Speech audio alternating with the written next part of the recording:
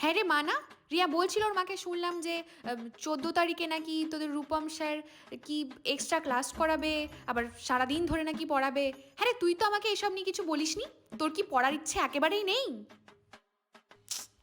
আরে মা, ওইসব এক্সট্রা ক্লাস টাস কিচ্ছু না। ওই দিন ওই ভ্যালেন্টাইন ডে আছে, তো রিয়া ওর বয়ফ্রেন্ডের সাথে ঘুরতে যাবে সারাদিন, তাই ওর মাকেও মিথ্যে কথা বলেছে ক্লাসের বাহানা দিয়ে। ও আচ্ছা আচ্ছা, ভ্যালেন্টাইন ডে। আচ্ছা আচ্ছা। তা তুই তুই যাবি না ওই দিন?